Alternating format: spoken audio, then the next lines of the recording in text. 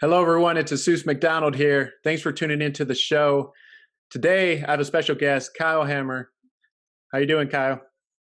I'm doing great. You said Jesus McDonald, and I thought, man, I'm on someplace famous because the way you delivered that was like Norm Macdonald back from the SNL days. So I'm excited to be here.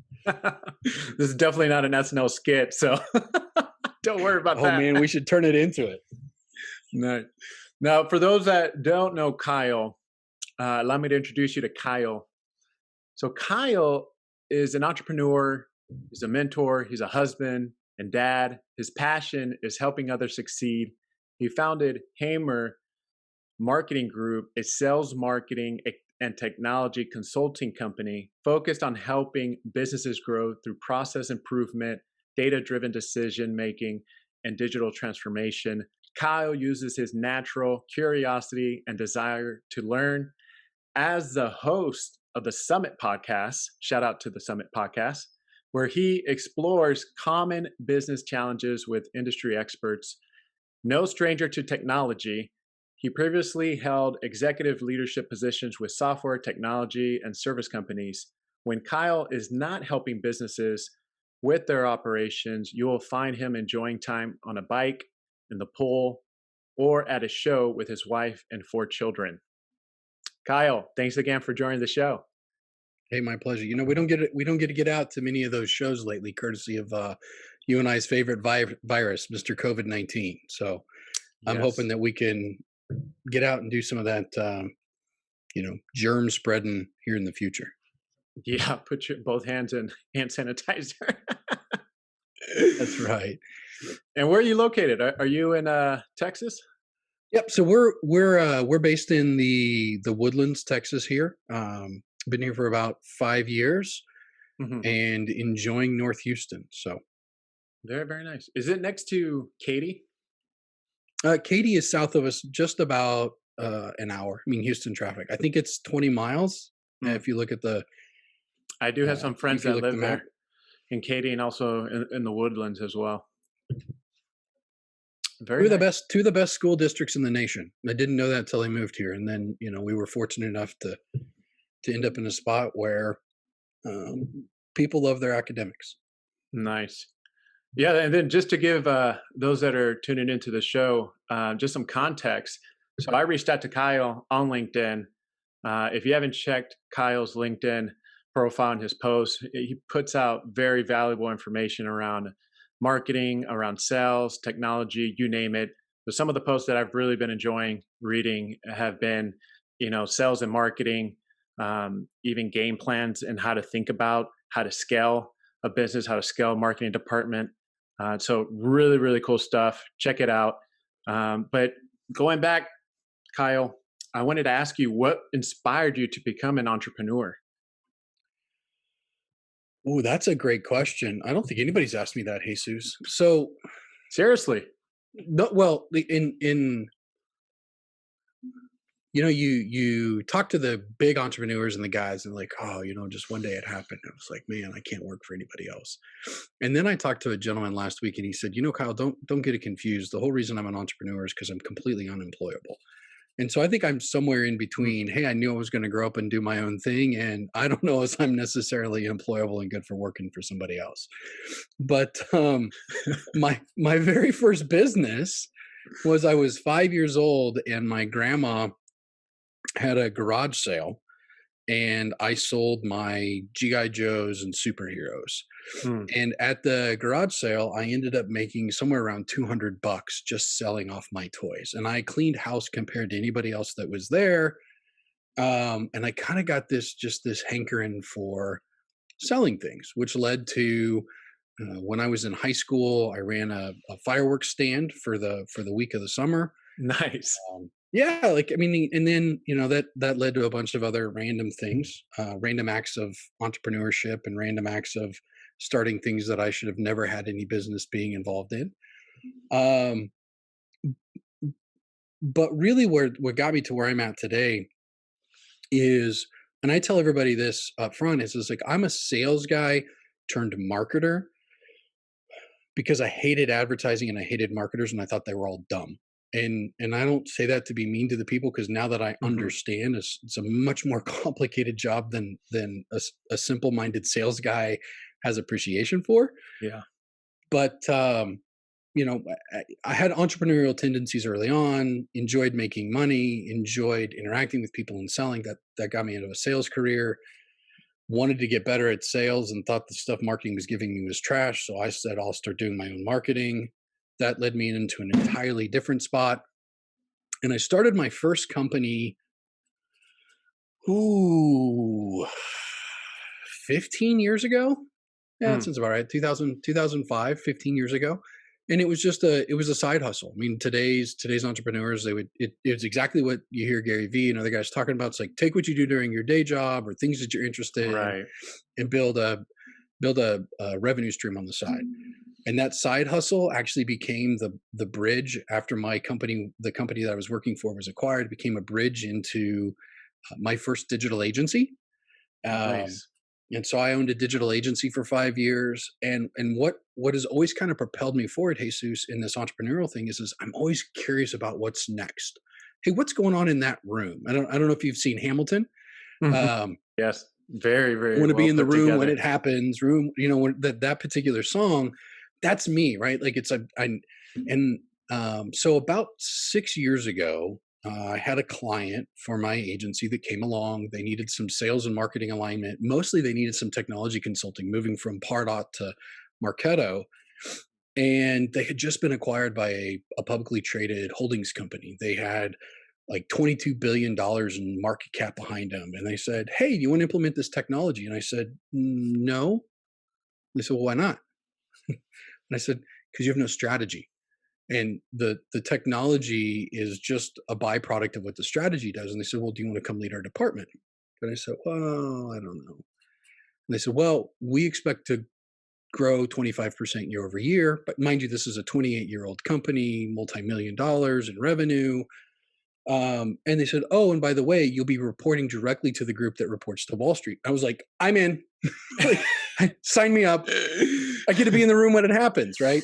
Like, I'll help you out with the And product. Don't worry about that's it. exactly right. So what I learned a lot in my Right. constant curiosity. I learned a lot about how big companies function and think, how customer journeys function at a larger scale, right? I mean, there's a difference between being an entrepreneur and I need 5 customers versus I'm a growing business and want to grow market cap 20% year over year, but we have 60,000 customers. So now you're talking about I got to add 12,000 new customers. So we got to do 1,000 a month. Like the magnitude of scale, it changes what's Yeah. important. I did that for 4 years. And by the end of the fourth year, I was like, I'm not actually cut out for corporate America. I've learned a lot, Mhm. but I want to go back to doing my own thing. And so when my time came to an end there, I looked around and I said, "Well, do I go get another job? Do I go no run another? Do I go be a CRO? Do I go run be a CMO, run a marketing department? What do I do?" Mhm. And I went, "Well, gosh, I enjoy helping other people solve complex problems. Let's start a Right. business solving the problems that I had when I was the VP of marketing. When I was leading the marketing department here, what were the challenges I had? We weren't alone. We're going to go solve this." I And love so that. I mean, to me, what gets you the bug about being an entrepreneur. Like I said, somewhere between I'm not employable and I can't work for the other guy, and I always knew I was going to do this. I'm somewhere in the middle. Right. And the thing that I love about that is what the problem solving, but also you have the experience. There's so many people that start a business and they don't even have the experience to back them up. Right. So the fact that you went through it, the process, you saw the highs, the lows, like you can actually teach someone your mistakes, things that really were successful. Right. I mean, I make mistakes all the time. Right. I mean, that's the one person told me is, you know, doesn't matter. Don't let fear hold you back. Make decisions. Do it now. The house is not gonna burn down. You're not gonna burn down the building. The quicker you take action, the quicker you learn. And I was like, oh my gosh, mind blowing. I never thought of that before. Well, it's interesting. I was doing a podcast interview a couple weeks ago, and one of the guests said, "Look, in marketing, sometimes we have paralysis via analysis." It's like, who cares? It's not brain surgery. Nobody's life is on the line. Like, it's not like you're a Mhm. doctor in an ER where you're like, well, if I make the wrong decision and I don't think about this for an extra 10 seconds, is this person going to die? No, it does it have consequences? Sure. But if you've built a culture internally to fail fast, fail hard, fail often, but to Right. learn from it, then what you end up with is experience. Mm. And I had a mentor for many years that told me experience is a body of knowledge that cannot be taught. And when you think about Totally. that, you're like, I can't go to a mastermind group. I can't go talk to some guru, especially if he's never done it before Mm. or she's never done it before, and have them teach me what I need to do. I've got to just build that muscle myself. So Right. I mean, you're spot on with you can't let fear rule your life. Yes. Now, one thing I'm curious about is because from you said you started with sales and then kind of got more inspired to doing the marketing side, and then you had to do a lot of the marketing side for your own company. Why not go a different avenue, like, you know, business coach? Or I see a lot of people's like, I'm really good at sales, conversions. I can book clients for you, like a lead generation type company. Why not go that route? I'm just curious. Well, I think so. First of all, good question. I've not really ever thought about it other than what felt like a natural progression to me. Yeah. Um, you're 5 years old, you sell a bunch of GI Joes and superheroes. I think there's an element of a hustle, right? You're really good Hmm. at communicating with people, or at least making them feel guilty to give you $20 for this guy that's missing an arm. It doesn't necessarily have the most integrity to it, but you're five. Okay. You move forward and you can figure out how to get, what people are looking for and solving their problems as it relates to fireworks. And then I transitioned into my first real sales job, which was knocking door to door, selling long-term care insurance. So, right. So imagine you're in rural middle America driving around in a car that's not from the county, where everybody in the county knows the farmers. Like, if that car is not from your area, it's not like being in urban America. Right. You're like, I see 7,000 Corollas. You roll up in a Corolla in a world of Dodge, Dodge Rams or Ford Pickup F-150s. They're trucks. like, Yeah. who's this guy? Right. So there's a certain level of kind of insanity Right. and maybe overconfidence that you carry a bit, but you learn how to communicate with people. You learn how to build trust. And a lot of companies talk about, hey, we want to, if somebody's going to buy from you, they have to like you, they have to know you, they have to trust you. So in family situations and different things there, I was like, I actually think I'm a really typical sales guy in that I'm lazy. Like, I don't want to do that work. Who wants to drive around and knock doors, go house to house? No thanks. Let me do something else. Mm. And so my next choice in sales career was retail. Well, let's wait for people to come in and I'll sell them, gym membership. They come in for a $10 item. Let's turn it into a $2,000 So. personal training package. Right. And Hmm. what I was learning through those processes was sales techniques, right? The different things that are required in order to be successful at sales. And then I got a job in software, selling software for an organization that they basically handed me the CRM, the phone book, and said, here you go. Good luck. Here's 9,000 contacts. We have 3 clients in the whole area, and you've got a quota of $250,000 your first year. What do I do? Right? I don't Hmm. know the product. I've never cold called really before. What do I do? Right. And so I started looking at the marketing stuff. And the marketing stuff was terrible. Like, I just hated it. It's like, it doesn't make sense. Like, we, I just wanted to say this thing because this is where I'm at in this conversation with this particular person. Why can't it say this thing? And they're like, corporate speak, corporate speak, corporate speak, corporate speak. God, marketers are so dumb. And so I started teaching myself marketing, mostly so that I could go argue with the marketing department and tell them how they were stupid using their words, right? A typical Interesting. sales guy, like, I'm going to be right. What ended up happening is I was like, oh, I'm super wrong. Mm. But there is something interesting here that has to do with the sales and the marketing balance. And so you Right. ask the question of, well, why not go do lead gen and not go do business coaching, do those other things? For me, I get to do business coaching with any person that I work with, right? Whether we're on a $500 project or on a $500,000 project. Hmm. What drives the way we do projects is the business goals you have. So I'm not going to just, if something's broke and you need to fix, there's plenty of other mechanics out there that you can have do stuff for 20 bucks an hour or 10 bucks an hour. Yes. The strategic value we bring is coming in and understanding what's going on with your business, modifying the processes or helping coach you through those particular processes, and then laying in the technology so that it supports that.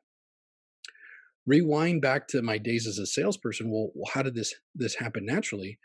The reason I went from a sales guy to a marketer is I realized that as technology is deploying, as websites are getting smarter, like I was around for the first partner program for HubSpot way back in 2007. Like I remember when they rolled that out. I remember when BigCommerce rolled out Wow. their partner programs. That's interesting. Yeah. So I remember what they were talking about. I was like, you guys are still missing the point, because the point is what the customers are asking for, what the people who are buying these technologies are asking for is help make my selling job easier. And Salesforce had pitched everybody and said, "Oh, we'll make your life easier," but all they were doing was really structuring information. Hmm. And what's become evident to me, and it's been compounded even more by COVID, is what people are looking for now is replacing the salesperson with marketing. Not because you don't need a salesperson anymore, Right. but because I don't want to have a conversation of, let me have all of these really, really early on conversations. Hey, what do you do? Help me understand. Do you think you can, like, I don't want to be sold. I want to educate myself and say, oh, yeah, what you do makes sense to me. Oh, that solves this particular problem. Oh, wow. And so what, from a sales technique standpoint, the the marketing of today and tomorrow is, if you can get that person, and if you've ever sold across from somebody and you get them shaking their head yes, you get many commitments, you're starting to overcome objections. Those are all things that they teach you in sales to help Hmm. you be successful. Right. Marketing now has to do that on a website. Marketing now has to do that through content, has to do it through social media. And it's not necessarily unengaged, but they're unknown participants going through the sales process with little mini commitments. Yes, I agree with that. Yes, I agree with that. Yes, I can see. Thank you for teaching Right. me that. Wow, that's really valuable. Wow. Like, and by the time they get to the salesperson, what they want to know is, okay, I understand all of this about what you've done up to this point. Hmm. Now explain to me what it looks like going forward. How do you support me going forward? How does this go from, I've been Right. watching you from afar in a dating relationship, even though you didn't know we were dating. Now I want to get married. What does the future look like? And the Yeah. salesperson's job is to paint the picture of, let me get some context of where you're at and then help you understand how we're going to support and be there for you long term. And so for me, it's really exciting to see all the things I learned in sales from a Hmm. technique standpoint move into the marketing channel, because marketers historically have been all about big brand. They've been all about interruption in advertising. And now they're really starting to have to think and structure their content, their experiences, and um, their funnel, or their flywheels, their magnets, right? Right. The way that a salesperson would. And so it changes the dynamic, creates new techniques. And fortunately for me, I can speak both sides. So what started Right. off is, you're wrong, turned into, okay, there's actually a really powerful bridge here that, 1 + 1 can be 11, not two. Right. Instead of its own separate silo. And I remember even when you were mentioning HubSpot, it was a marketing software platform. Right. And then they're like, oh, I guess we should consider sales. I don't know if Hmm. that's the way it came off, but to me, I'm like, oh, they're incorporating sales. Now it's a sales and marketing software. I'm like, wow, okay. And that was like an add-on, feature, but the main engine for the whole HubSpot software was marketing. So it was more like, let me get sales as an add-on. Let me get social media marketing as an add-on. By the way, do you want to do anything else? Because we can put those as add-ons too. Well, and And they integrate the whole thing, which is awesome. they do. And look, and we don't there, I think this is one of the things that, if you look at the evolution of technology, because I've been around long enough in this space, excuse me, the the guys who did it right are Hmm. not the guys that are necessarily everybody's talking about right now. And in 2006, 7, and 8, you had Eloqua, you had a tool, Silverlight or Silverfish or something by Microsoft, you Hmm. had Acton, Constant Contact. Marketo wasn't quite on the market. I don't think it was quite on the scene yet. And HubSpot came out and they said, "Hey, we're going to do email marketing, but we're going to call it inbound." I remember that. Right? Hmm. And they did the same thing that Drift is doing today. By the way, Drift is the most shameless ripoff of the playbook out of HubSpot's ever. Not because they're a bad product, but because they're chatbots. It's Yeah. a chat. It's a chat window on your website, and they're like conversational marketing. You're like, ooh, that sounds really interesting, They just right? And changed the so lingo a little bit. they changed the lingo. They changed the lingo, and they got people going, yeah, right. They started the sales process early on for their ideal customer. Like It's like a it's car sales and engine's like, marketing one. it's like a car engine. Yes, I got a V8. It's like, no, it's still a V6. It just looks like a V8. It sounds like a V8, Right. exactly. So, um, Totally, but totally. if you looked at that time frame, the group that was actually doing what we're seeing more and more companies do today with Salesforce and their marketing cloud and their CRM and the integrations they have there, HubSpot, company you hardly hear about unless you were in sales, unless you were a salesperson, Infusionsoft. Yep, I know them. So a lot of people know about them, but they're not as major of a player. But what I Mhm. will tell you is they actually had a superior product in 2007, 2008, 2009 to really anybody that was on the market. They were doing sales automation and sequencing, stuff that you see from reply.io and outreach.io, stuff that's been dropped into Marketo. Mhm. Um, they were doing it all in a singular ecosystem with the focus on the salesperson. And it was unbelievable the way that they considered the experience. Where did they fall down? They were unable to communicate their message to the right people at scale. And Right. so like there's like, they were And really good it at salespeople. If I was a salesperson that came there, I was like, oh my God, I love this. If I was a right. marketing person, I'm like, I have no idea what you do. This doesn't make sense to me because the market was so immature. And it sounds like, I don't know. It seems like HubSpot focused on marketers, which all marketers do is promote, promote, promote, right? So I don't know if that's maybe the reason why they weren't focused on marketing professionals. Um, but I think even though they have a from great product.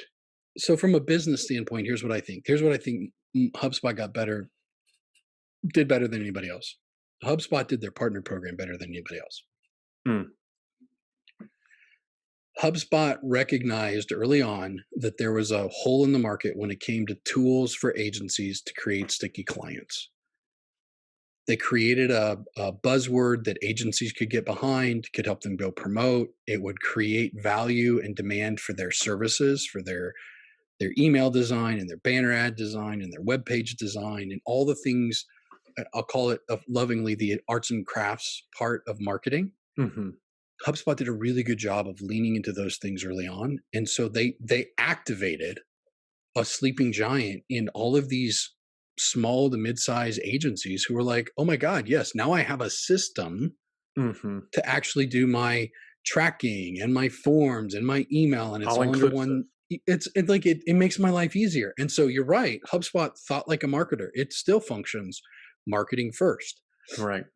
What they're recognizing though, and this is happening across all the technology that's out there, is I, as your prospector, I, as your customer, I don't care anymore about your technology. I care about my experience. And I don't want it to feel disjointed that when I go from talking to Jesus about um, getting a website right now and then you go to deploy it, I don't want to have two kickoff calls. I don't want to have the discovery call for the sales process after I filled out a form that told you most of my problems that then turns around to goes to my project manager and they're trying to scope everything out, which then goes to my customer support. Like, Right. no, I told you once. You might get me to tell you twice. If I have to tell you it three times, we got problems. Hmm. And so software companies are recognizing that the behavior of the customer and their paradigm is shifting, and so as they're shifting that, they're integrating more of that experience into a singular platform. And for a while, because I've been through this as the on the sales side, for a while, I think we will do a all-in-one platform. Like we'll probably be all-in-ones for the next 3 to 5 years, and then people will go, okay, well, you don't have enough power in this area, enough power in that area. So we'll go from best of breed point solutions to all-in-ones to I'm frustrated now. I need point solutions again, and it's just, I mean, it's just the nature of how software kind of Right. functions.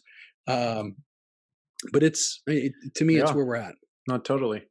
Now, with millions of marketing companies out there, what differentiates your business from other marketing companies? Well, I like to say we're pathological truth tellers. Um, I can spin with the best of them. Our team could probably spin with the best of them, but we won't sugarcoat it. Like this isn't Mary Poppins. This isn't a spoonful of sugar. We're not going to help the medicine go down. The truth is the truth, and sometimes the truth makes people uncomfortable. What we see, and what I think this is why it makes people uncomfortable, is a lot of organizations are looking for marketing agencies Mhm. to do arts and crafts. Can you just make something that's pretty? Can you Yes. just can you just do something that's an improvement on my brand? Can you make me this thing? But arts and crafts, while it has its place, and while the I by the way, before I go any further on that thought, I have two things I have to say. One, there is something to be said for a brand with intentionality, and I have all kinds of preference for a brand or a company that executes how they visually represent themselves with panache. Like there's something to be said for having that little bit of flair, extra something, like Mhm. not being just part of the fabric of everything else. Right. That being said, if you do that, but you don't have a business goal in mind, if you do that and you haven't actually streamlined your operations and you're attracting people like crazy, what will happen is your beautiful art, your beautiful attractive logo and visual representation of who your company is will attract people in like flies, but your operation will kill them, right? It's like bzz, bzz, bzz, bzz, bzz, and then just dropping everywhere. Why can't we close anything? Because the rest of your operation isn't there. Mm. And so when we talk about, the things that we focus on, we're the first to tell you, no, we don't do website design. Well, why not? It's not who we are.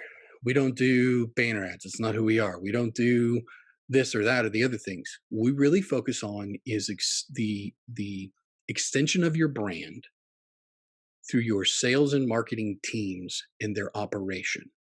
Because if we can take today, somebody fills out a form on your website and you're used to it taking 2 to 3 days before a salesperson can get to it. And we now get it to the point where in your process, your salesperson can identify, hey, this came and I know where it came from. I know what they were looking at. I know that this is a hot lead and they're interested. And oh, by the way, they're still on my site. So it's now 2 to 3 minutes, maybe less, from the Mhm. time they filled out that form or they visited the site for your salesperson to be notified. We know statistically that if somebody engages them while they're thinking about you, that particular person is 80 times more likely to enter into a buying decision with your company. Hmm. But if your operation is all jacked up and it takes you forever to get to the people that are on your website, doesn't matter how pretty you are, doesn't matter how cool you are. Right. They Like, lose interest. that's right. So for us, we really focus on what's the business goal, how do we align the sales and marketing team, and then support it to make those operations go as fast as they possibly can. I like that because everything's about efficiency. And a lot of businesses out there don't have an efficient process in place, even when it comes to marketing, right? And it was funny because you mentioned like everybody is doing arts and crafts, right? I was like, that's everybody is doing arts and crafts. So what differentiates you from an arts and craft, right? Well, and what I'll say is if you want it to look pretty, don't hire us. Not like we just we're Right. not about design and aesthetic. Don't get me wrong. I've done because I've been part of big projects. I've done stuff that I'm super proud of. Right. We launched Mhm. a national advertising campaign with 6 commercials for an industry that never had them before. They were professionally shot, and they're incredibly beautiful. But the way the company decided to roll them out is they were only going to be given to be delivered by the sales team after somebody filled out a form, which was like 5 steps removed from what they were designed for. Mm. Now, if I'm on Google search, right, Yep. and I want exactly what you just described. I want an efficient process. I want turnaround time to be quick, and I want to get on the phone with the right person that's on my website and everything, right? What query would I type in Google search to find that service? Oh, well, okay. So this is a growing community or a growing segment of marketing technology, marketing sales technology. There are really 3 primary types of firms. All right. Mhm. There's a group out there right now called LeadMD. Love the guys, Justin Gray, CEO, and his team. They do a tremendous job for enterprise companies in helping them solve their technological challenges as it relates to leads. They are known as a marketing consultancy or a sales and marketing consultancy. What they really focus on is sales operations and marketing operations. So if Mm. you want to type into Google somebody that can help you, what technology do you have today? If you have nothing, then you got to start with a consultant, right? You got to talk with somebody about go to market strategy, Mhm. technology consultant, marketing technology stack consulting. Those are the types of things you're going to type into to Google. If you're in a spot where you have technology but it's not efficient, then you're going to type in sales operations consulting, sales operations companies, sales operations improvement, efficiency, and you'll find that there are a bunch of companies that are out there doing this type of thing. Now, the quality of work, what you need to know is it onshore, offshore, who's in my system, what's the pedigree, what have they done before? Mhm. There's a lot of questions there, but there's a new thing that's emerging, and there's 2 categories that you need to be careful in. One is called revenue operations. Revenue operations, think of your CRO, chief revenue officer. Chief revenue officer is in charge of what we're doing from a marketing standpoint to attract new business, and what are we doing from a sales standpoint to actually convert that new business. Revenue operations is the entire spectrum of technology, process, exchange, everything that happens in order to ensure that from my intent to my close, it's captured and taken care of. That's starting to develop. The challenge is that these Yeah. wonderful SEO people that are out there, these guys that are looking for the edge for their digital agency or their advertising company, they're starting to talk to these things without really having the discipline and hygiene and understanding of what does it take to really understand when a lead comes in and it hits the salesperson's box. What do I see? Do I send them an email? What are they viewing inside of Yeah. Salesforce?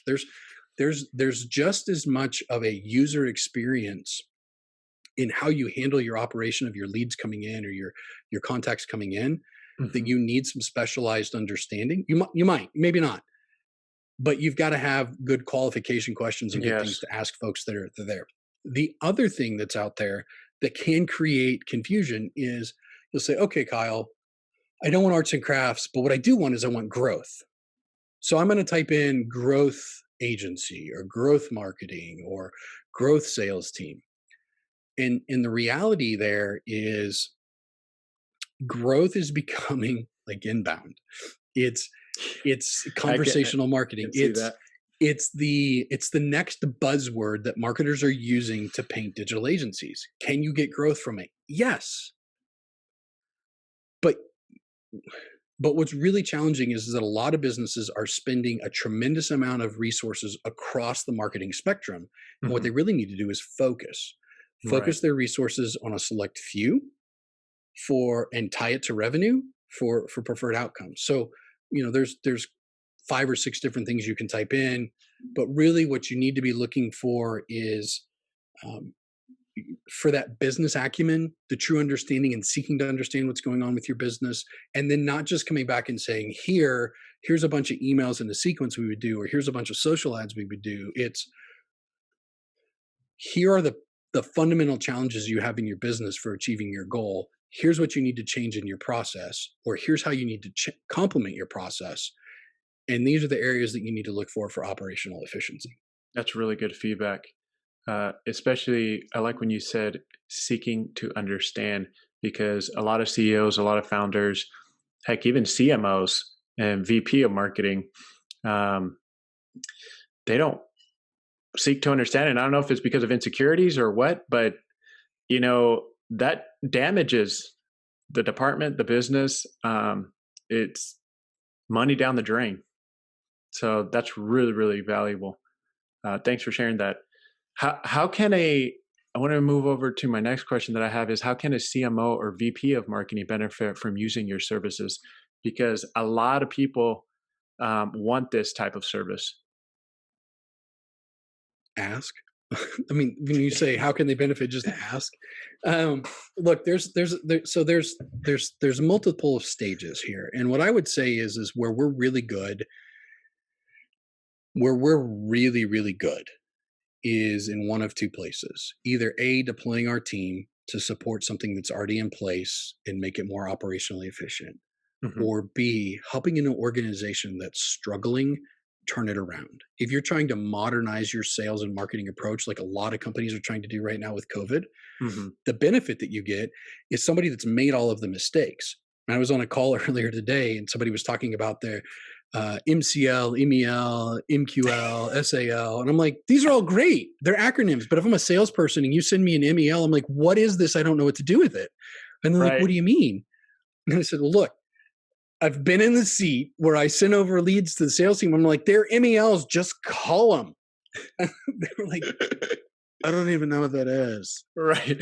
It's like, okay. So, like, exactly. Right. And it took, strawberry, a little gravel on the face from, stepping in it and crashing and burning to go, oh, okay. What my salesperson needs to understand is what action did this person take and what should I do with it? You would think, wow, that's amazing. It's so simple. But a lot of times we get so caught up in the academic part of marketing. We get so caught up in the funnel and these beautiful charts that we forget it needs to be very practical, very tangible. So how does a VP of marketing or a CMO get help or benefit? They benefit from going, hey, use me as a sounding board, because I sat in that seat for 4 years, right? I was in a position where we had 700 leads. By the way, 2012, this company had 110,000 leads for the year. The month before I took over for the head of marketing for this position, we had 762. Wow. Okay. So you talk about like a 900% fall off, right? As far as total volume. Mm-hmm. And the company was like, yeah, we want to grow 20% year over year. And you're going, okay, I have an aged website that's not built on a CMS. I have a brand that's old. I have a product that hasn't been updated in 8 years. I got a 30-person sales team to feed. We just got acquired and they got to make their money back. Oh, dear God. Yeah. Right? Like, it's like, what are you going to do? Figure it out. Well, and that's why I said, when we're pathological truth tellers, like the story that was immediate was like, well, it's going to take 3 years to fix this. And like, what do you mean 3 years? I was like, well, it's a year to stop the bleeding, because 2012, you guys had 100,000 leads, and now all of a sudden we got 700. That's a big difference. Mm-hmm. Okay. Second of all, the things that we need to do, it's just going to take time. So there's setting the expectation, and what expectations should you do? What are you looking for? For us, we help you learn. Look, for me, working with me, I'll help you speak the language of sales, right? Like, what do you mean sales velocity? Like, there's a lot of people that'll say, oh, sales velocity. Can you compress it? Yeah, it depends on when you start the opportunity, when you start scoring it. What do you mean scoring an opportunity? Who does opportunities? We just close contracts when they come in. So there's a lot of nuances and things as it relates to process, where we can come in and help provide guidance, provide a sounding board, and somebody go, yep, you're right. Sales is being asinine right now. Like, there's a person we're working with where the sales team is like, well, we're just going to wait to do any process improvement until we get Salesforce. And I'm thinking, you're 2 years away from Salesforce.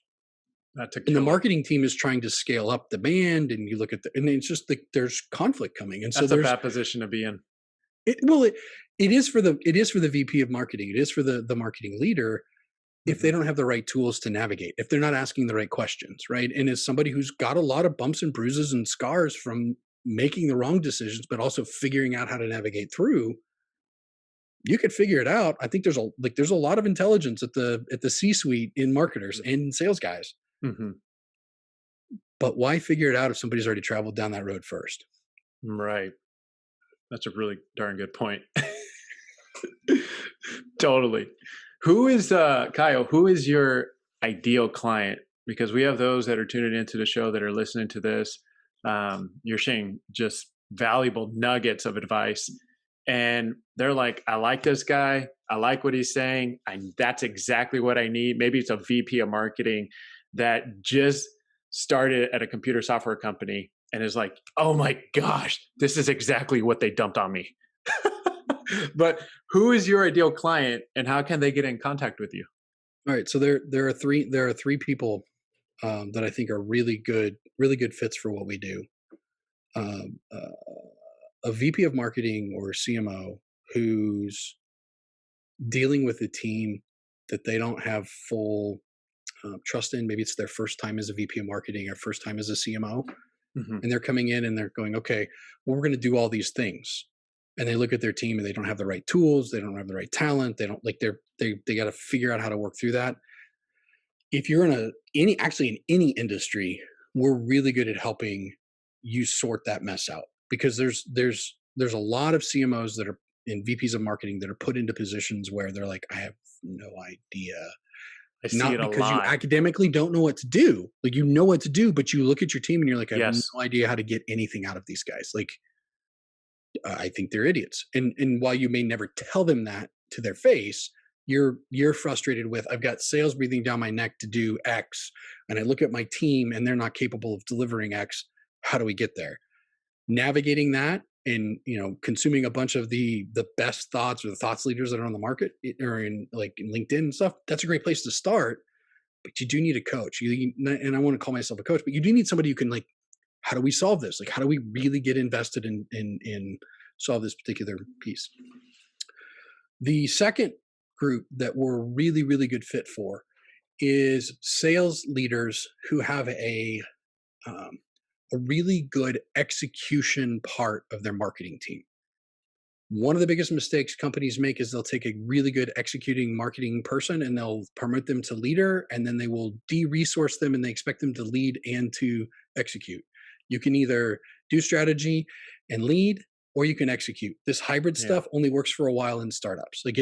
It's not a long-term thing. So Right. VPs, CROs, companies that are in this, we've got a really good execution team, or we want to build out an execution team. We can come in and help give you the strategy. Your team can execute on it, and we can check in on a regular. The third, which was we've now done this 4 times, is a company who's aged. They're in the software space. They're aging. They've got a president and COO, subject matter experts, and they're wanting to transform their business. Hmm. They whether it's VC backed or private equity backed or it's just local owner. We want to actually capitalize on the market before we're obsolete. There are digital transformations that need to happen in process and procedure and in helping an organization sort through what do we do, when, what's it going to cost, how do we get there, and to do it with confidence. Somebody that's done it before, we're exceptional in that spot because it's not just we didn't just do it one time. Hmm. We did it once, or I did it once with the in my actual role, and then we went through mergers and acquisitions and brought 8 companies together. But we've done it another 3 times since, and there's a pretty common playbook. And Right. it's hey, there were some things that I learned that we could have taken that 3 years and compressed it probably to 18 months. But now we know, right? And so you Hmm. don't have to waste the time of hiring somebody who is probably very, very, very smart, very, very, very capable, and setting them up to fail, setting you up to fail. We can help those organizations digitally transform. How do you get a hold of us? LinkedIn, Kyle Hamer, Hamer. That's my. You can find me on LinkedIn, or you can bounce over to Hamer Marketing Group, Hamer Marketing, Marketing. This is a mouthful, group.com. And go to the Fractional CMO page, look at some of the stuff that we do, look at the work and the different projects that we've done, give you an idea and reach out. I have been offering for the last 6 months, I've been doing 3 hours of business consulting or marketing coaching for free. That runs through the end of the year. So if you got something you think needs to solve and you need to chat, I'm not interested in the first 3 hours sitting there and saying, hey, the clock's running, you got to pay me. Mm-hmm. What I'm really, really interested in is helping your business transform and grow. And if that 3 hours is all you need, great. But if not, I can guarantee you at the end of 3 hours of working with me, you'll have practical strategies and things to go get done that will impact your business into 2021. That's awesome. That's awesome. Lastly, my last question for you, Kyle. Are you ready? Yeah. I'm waiting. Do you have any marketing tips for our listeners? Never eat yellow snow. Yellow snow. That is terrible. No, that is definitely not a marketing tip, but it is a Midwest joke. Tips. Yeah, the best practice is the best practice for you. Somebody else's best practices don't necessarily mean that they're your best practices. So when you listen to gurus and you listen to giants and you listen to people and you think, gosh, I really wished I should be doing that, take a step back, take a giant breath and survey what you're doing and ask yourself, is that really the right thing? I love that. And then do this, because marketers, I'm going to tell you right now, marketers are the opposite of salespeople. Salespeople will put as little as they possibly can on their plate and expect the biggest possible return. Marketers will put more than they can ever get done on their plate and can't figure out how to organize. Marketers, the best thing I can tell you to do, less with intention is more. Less with intention is more. Show up 100%, 10% of the time, and you'll have much better engagements than if you try and show up 100% of the time at 8% or 10%. That's awesome. Kyle, other than all the awesome information that you just dropped on us, you're awesome too as an individual. It's great getting to know you on LinkedIn, also podcast interview as well. Great. Well, hey, thanks for having me. I hope that I haven't rambled and bored everybody to death, but as you can tell, I get really excited about this stuff. And I think that we're in a unique spot as professionals, and we're in a unique space because if there's anything that COVID taught us is that we got to be flexible and creative, because what got us here is not what's going to get us there. So like I said, thanks for having me on the show. I'm really, really, really excited. Totally. My takeaway is don't eat yellow snow. So that's my takeaway. I'm just messing with you. Awesome. Well, you make it a great day. Stay safe and stay healthy, okay? Sounds good.